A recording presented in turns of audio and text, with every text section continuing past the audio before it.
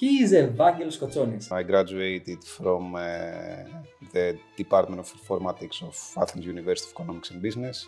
Completed my master thesis there in information systems, and then I started working as information security consultant for something like 4 years. Entrepreneur, corporate leader, and angel investor. I jumped onto entrepreneurship.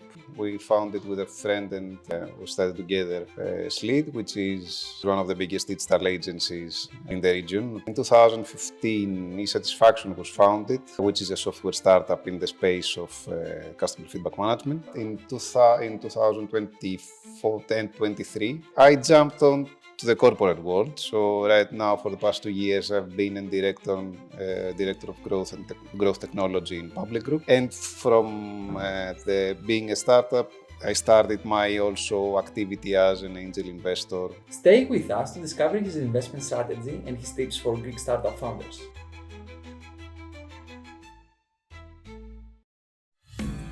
According to recent estimations, Greece is becoming one of the top European hubs for tech startups. So, how can local startup founders attract the attention of angel investors and raise funds for their projects? We went straight to the source and asked the angel investors themselves what catches their eye and opens their wallets. What is your preferred entry stage? Where do you like to enter in the action? There is a unanimous answer there. That's a diplomatic one. It's when I'm most needed. Okay. So sometimes, it has two aspects. I still feel like an entrepreneur and like getting my head dirty on things and being involved and not being just like a passive investor in things. So I prefer and I like being involved in any way, not about just investing or helping, let's say, not just being involved. The companies that I can help, which means companies that match my network, companies that need the knowledge I have in my head, companies that can take, can be benefited by my experience and everything I bring on the table. So it's not like a specific stage. I have found this in a super early stage teams, not even companies yet, that need early feedback or they need some initial boost to start. Set up, build their traction or build their story or even build their products in some ways. The sweet spot is that teams that can get revenue and they are hesitant on capturing this revenue.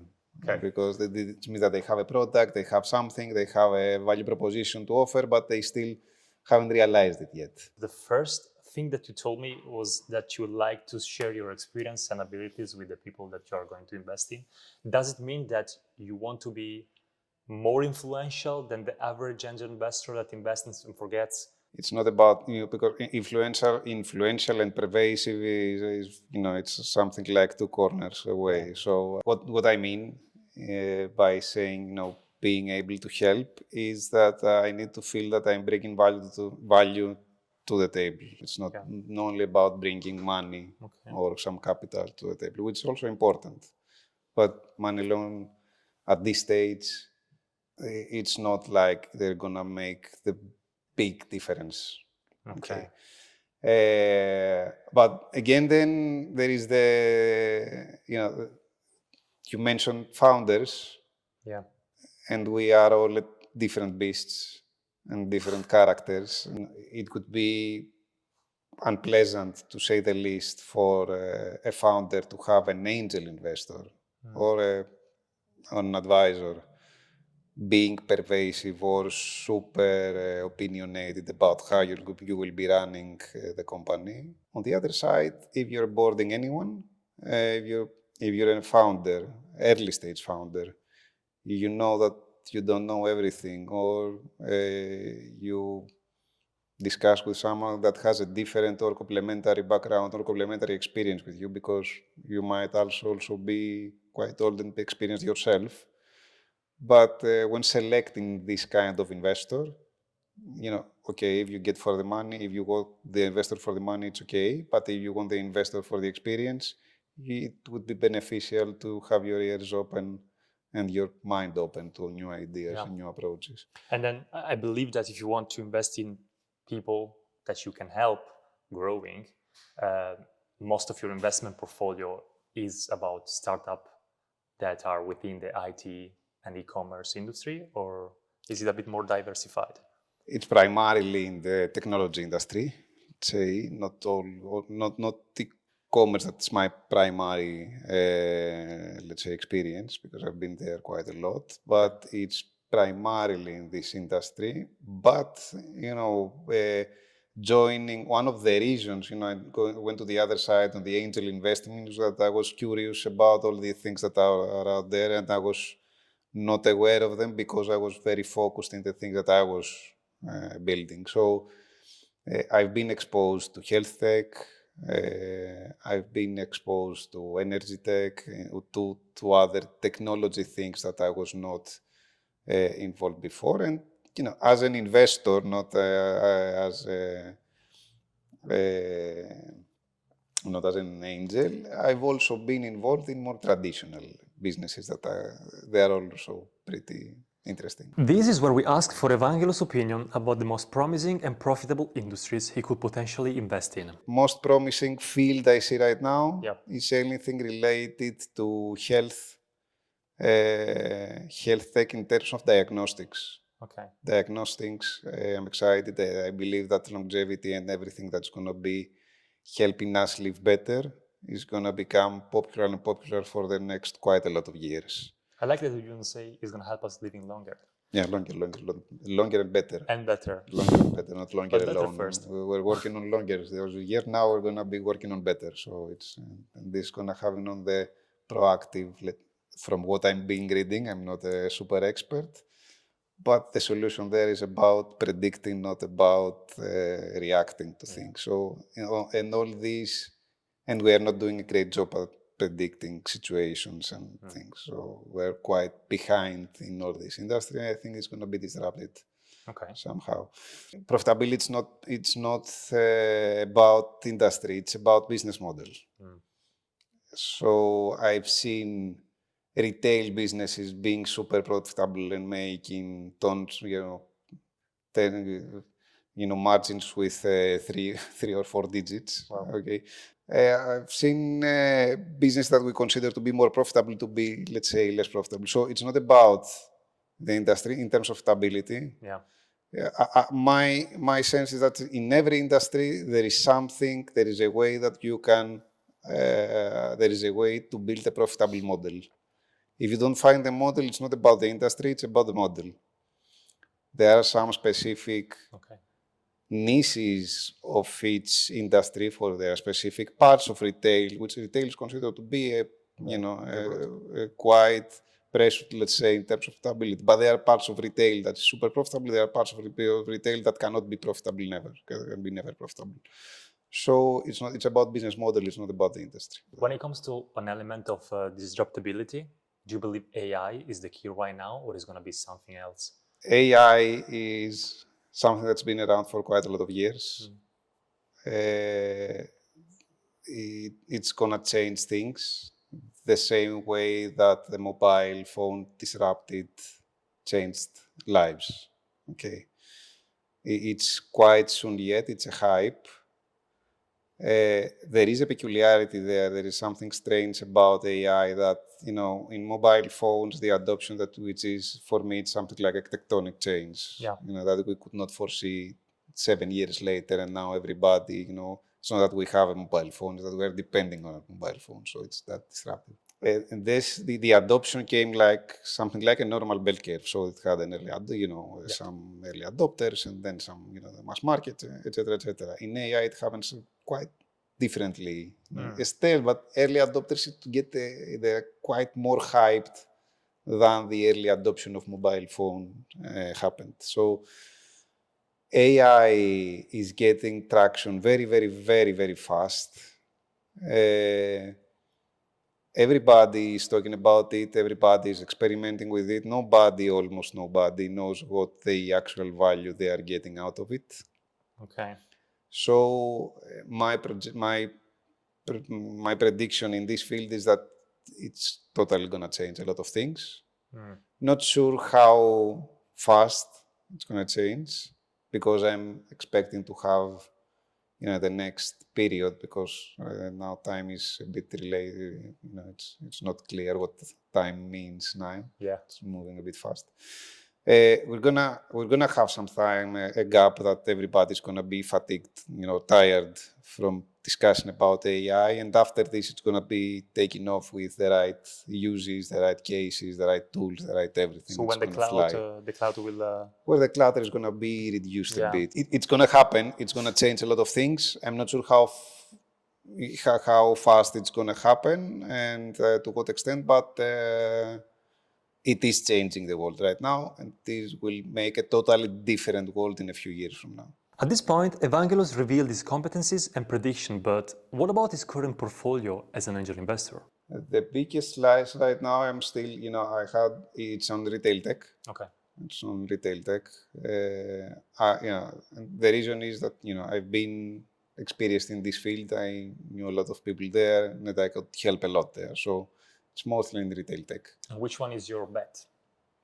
The big bet is satisfaction. That's, the thing I found it, and it needs to, now it's a great traction. Finally, you went all through the death valleys and all the, everything in the book. We've lived the book. Now we're living the scale thing. So now it's going to scaling actually. And that's the next big bet of my portfolio. When investing in a startup, there are some elements that usually investors prioritize. Is it traction for you? Is it team? Is it MVP? What do you want to see first? Team. Definitely. Team. I'm a numbers guy. Yeah, it's the team and the model. It's not about not having a product is okay if you know what you're going to build. Not having a go-to-market plan could be okay if you have the people to execute it. If you don't have a plan and don't have the people there, you can't build products, you can't go to markets, you can't make revenue, you can't make anything. So it's first the team, because even a plan without a team, it's useless. Yeah. So it's a team, B plan, and see all the rest. There is an investment in your experience, in your portfolio that you did out of intuition and out of likability rather than because all the points were checked? It's not that I have a checklist. In this stage also, for me, intuition plays should be a significant part of the decision, because gut feeling about your feeling about what's going to happen, it's also important to listen to it. Then you should rationalize and see what's going on there. So, and that's why I'm digging in numbers a lot. So, and as discussed before in the profitability, everything lies in the business model. Yeah. The business model has the pricing. The business model has the, the profitability of the service that you are serving at any stage. So intuition can make me decide, can make me go on the negative side quite fast. Yeah. It's not gonna make me, and it will be the key element to make me think about digging more before saying yes. Okay. Once when I'm approaching on saying yes or being willing to interested in investing to someone, then it's not like a due diligence. It's more like a flirting process, getting to know each other better, before getting invested. So you don't have a lot of boxes to check. So it's about an angel investment or early stage investment or any kind of investment, if you ask me, if it's not like a VC investment, which is we are investing some, money of someone else, it includes a lot of personal relationships.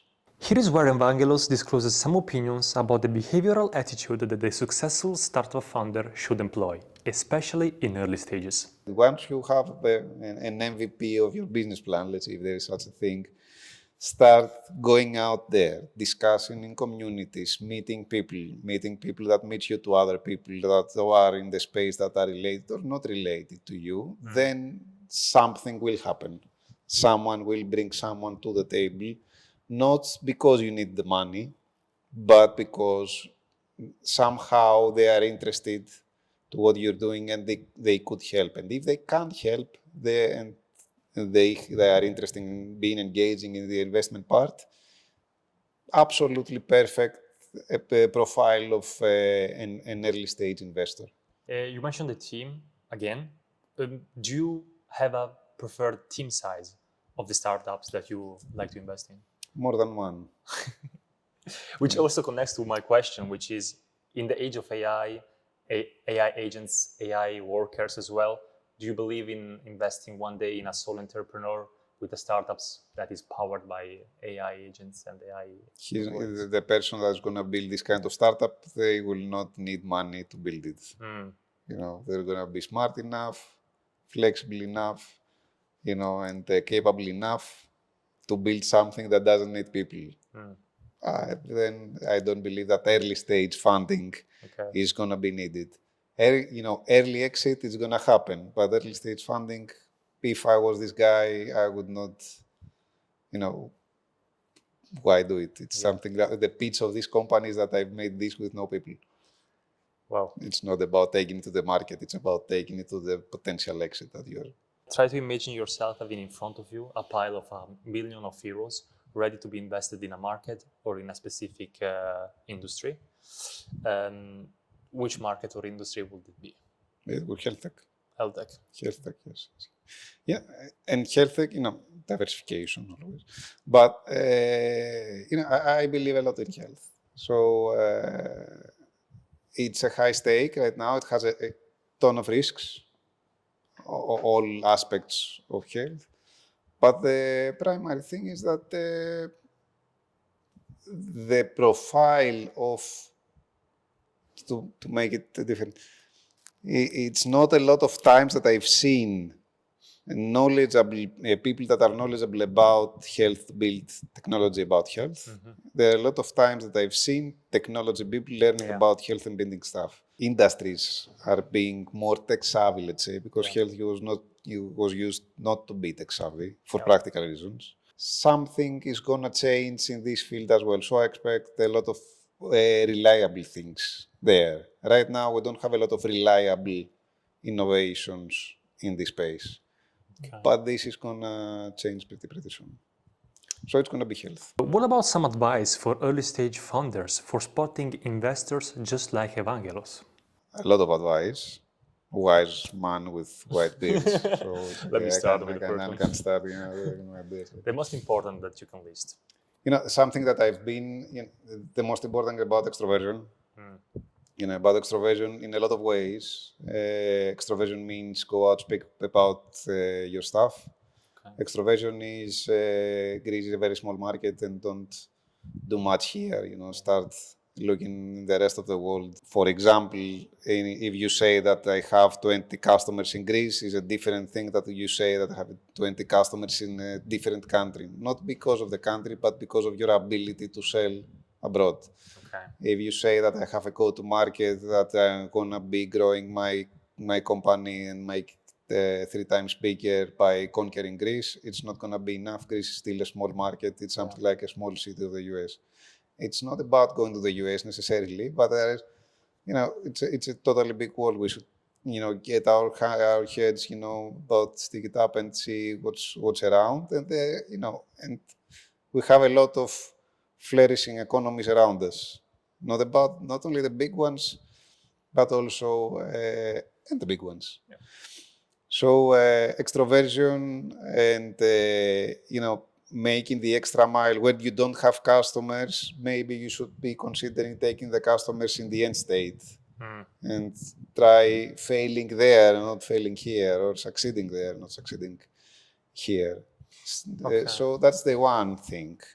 The second thing that I see as a pattern, and I've experienced as well as a founder, it's about financials.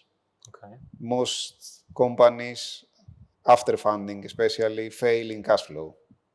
And in general, companies fail in cash flow. So, and all business, and cash flow is a different thing. So it's a difficult thing, cash flow management. So taking, you know, trying to build early enough, as early as you can, your number story, it will help you understand what you should be doing as an because it's not the company is not gonna be grown only by sales. Actually, it's gonna grow by sales. But if you're gonna go for fundraise and scale and establishment and longevity of the company, you need to get your financials right. And this means a financial model. This means this boring for me. Cash balances and P&L is exciting. Cash balance is a bit boring. But cash balance, cash flow management, these are extremely important things, or making a model of your business before stepping on the pedal and start running. And this is something that nobody is doing before they are asked from the investor that's going to be bigger and start asking for things or for financial reporting and stuff. Okay. Building this early enough, I expect to have a direct impact to the valuation of the company, because you can say a different story when you have numbers supporting what you want to build. Since hard numbers were the topic of the conversation, I asked Evangelos to reveal his entry tickets as an angel. The lowest ticket is something like 15,000 or something like this. The highest ticket is some years of working with the company. Wow, so it's a time-based. The most expensive thing, actually the only asset that can not be replaced, is our time.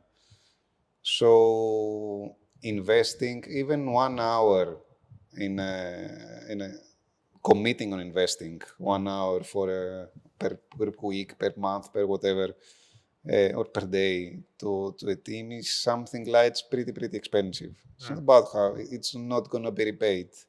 You're investing this hour there, and you're not investing it somewhere else.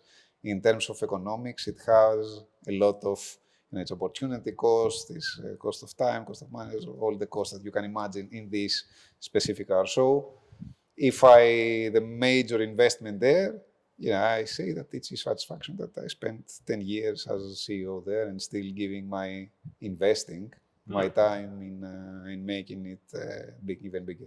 Does it mean that when you come to terms, the time that you spend in coaching and mentoring the specific team is going to have the same sort of value that an economic offer?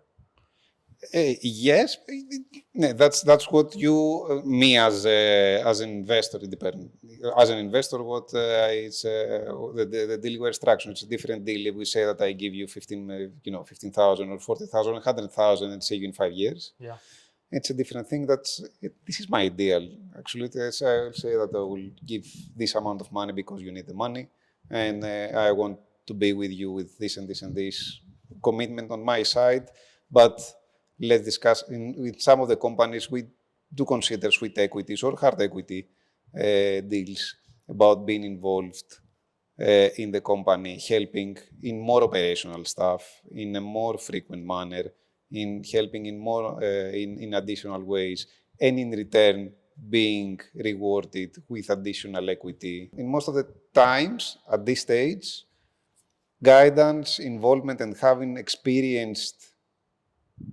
in the table when you're setting things up, where you're hiring, where you're building plans, where you're building things, it's much more effective than having the money to pay for to make this happen. Yeah, and in this way, could you list as your best investment and the worst investment if you feel comfortable?